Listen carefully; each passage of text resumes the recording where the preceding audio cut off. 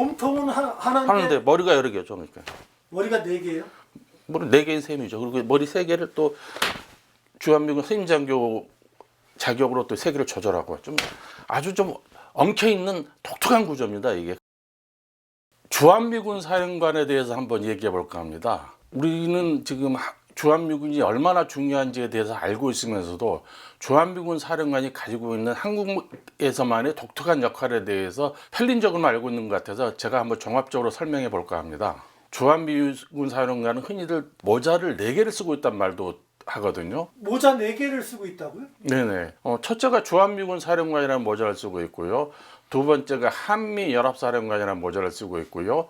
세 번째가 유엔군 사령관이라는 모자를 쓰고 있고요. 네 번째가 주한미군 선임장교라는 모자를 쓰고 있습니다.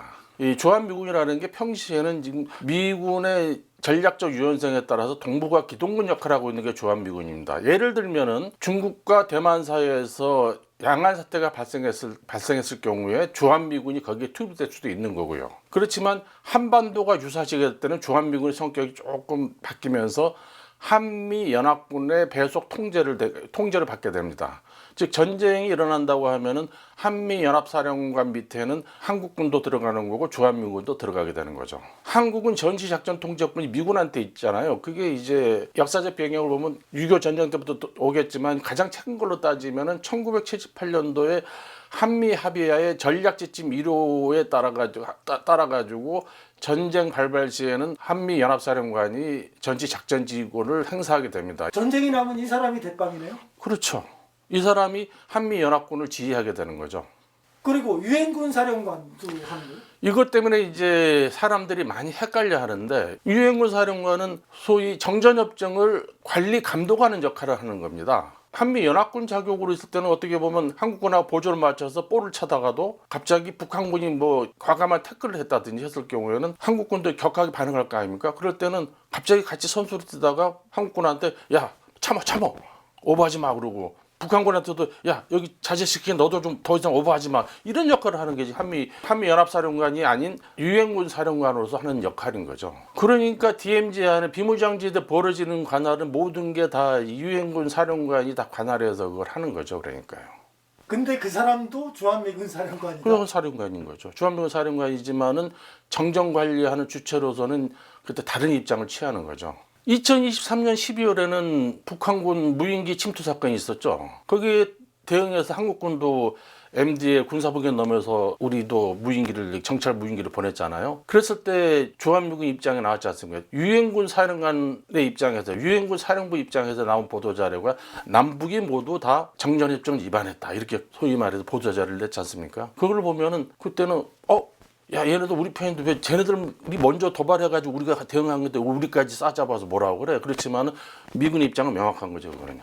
요거는 저는 처음 들어봤는데 주한미군 선임장교요? 서스맥이라고 이제 영어 약자로 이렇게 얘기를 하는데 주한미군 선임장교라는 건 뭐냐면 주한미군 사령관이 모자를 여러 개 쓰고 있지 않습니까? 주한미군 사령관 모자 쓰고 있고 한미연합사령관 모자도 쓰고 있고 유엔군 사령관 모자 쓰고 있는데 이게 근데 어떨 때 이런 역할을 하느냐 하는 문제가 교통령리가 필요하잖아요. 그 교통령 역할을 해주는 게 주한미군 선임장교가 하는 역할입니다. 비유가 적절할지 모르겠는데 쉽게 얘기하면 아침에 일어나서 거울 딱 보고 있다가 야 오늘은 무슨 모자 써볼까?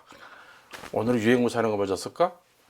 오늘 뭐 북한 애들 좀 꽈부는 것 같으니까 한국군하고 같이 좀 힘 좀 과시해볼까? 그럼 오늘 한미연합사령관 모자를 써야지. 뭐 이렇게 교통정리 해주는 게 이게 말하자면 소스 먹지 주한미군 선임장교 역할인데요. 자기가 오늘 뭐 할지를 본인이 결정하는 거죠. 예. 그게 주한미군 선임장교? 이 역할이에요. 그게. 이제 그게 최근에 작년 연말에 있었죠. 김명수 합참의장과 럭카메라 주한미군 사령관이 이제 지피를 갔지 않습니까? 중보전 지피를 갔는데 그때는 이제 미군이 보도자료를 어떻게 냈냐면은 럭카메라 유엔군 사령관이 한국군 합참의장과 함께 중부선 지피를 방문했다고 보도자를 냈어요. 그 얘기는 무슨 얘기냐면은 당시에는 이제 우리 한국군에서 신원식 국방장도 그렇고 막 굉장히 세게 얘기했잖아요. 지피 관련해서도 그렇고 그런 상황에서 약간 이게 과열됐다고 해가지고 그걸 시키기 위해서 간 걸로 저는 판단하고 그럼 그렇게 해석하는 게 맞는 거거든요. 그러니까 이게 메시지가 재밌는 게 남북한테 다 동시에 주는 겁니다. 합참의장과 같이 가면서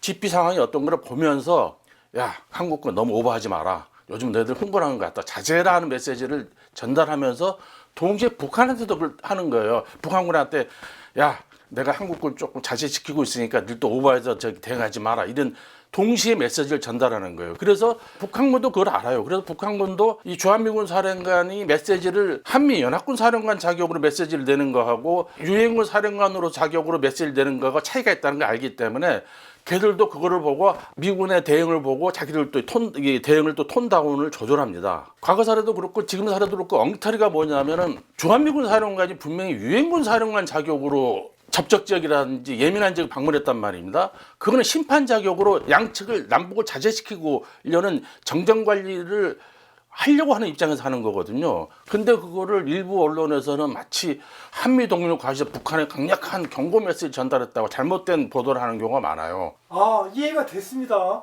같은 사람인데 그 사람이 유엔군 사령관 자격으로 갔는지 한미연합 사령관 자격으로 갔는지에 따라서 다른 거네요. 메시지 성격이 완전히 달라지죠. 그렇기 때문에 주한미군에서도 보도자료를 낼 때 유엔군 사령관이 이러이러한 메시지를 이렇게 말했다. 또 한미연합군 사령관이 이렇게 말했다. 이렇게 정확히 구분해서 보도자료를 내요. 북한도 같은 사람이 와도 어떤 자격으로 왔냐에 따라서 대하는 자세가 조금은 달라지겠군요. 그렇죠. 근데 그걸 걔들이 표시를 하지 않지만은 자기들 또 이 메시지를 받아들이는 거죠. 그러니까 주한미군 사령관이 어떤 모자를 쓰고 갔냐에 따라서 북한군들한테 전달하는 메시지가 다른 거예요. 그러니까 북한군도 그 메시지를 구분해서 받아들이는 거죠. 몸통은 하는데 하나인데 머리가 여러 개죠. 그러니까 머리가 4개예요? 머리 4개인 셈이죠. 그리고 머리 3개를 또 주한미군 선임장교 자격으로 또 3개를 조절하고 좀 아주 좀 엉켜있는 독특한 구조입니다, 이게. 그러니까 이 대한민국에 주둔하고 있는 주한미군의 이제 수장인 주한미군 사령관은 미군의 51명의 대장 가운데서 아주 독특한 지위를 차지하고 있죠. 반정치인이에요. 그리고 미 국익을 위해서 대변하는 사람이거든요. 근데 그걸 자꾸 우리 한국 언론에서 오해하고 있는 측면도 많은데 전직 주한미군 사령관들은 말이죠. 미국 방산업체의 대리인 에이전시 역할을 하는 사람도 많아요. 그러면 그 사람들 그런데 이익을 위해서 얘기를 하는데도 불구하고 무슨 한반도에서 엄청난 영향력을 미치고 어떤 해안을 제시하고 그러는 걸 자꾸 보도를 하는데 그런 약간 왜곡된 보도들이 많죠, 사실은. 주일미군 같은 경우는 병력 수는 한반도에 주둔하는 미군보다 많지만 사령관은 삼성 장군입니다. 뭐 얘기를 하다 보면 그 역할 같은 거 자세히도 설명해야 되는데 좀 길어질 것 같으니까 다음 기회에 한번 제가 자세하게 설명 한번 드리겠습니다. 고맙습니다. 감사합니다.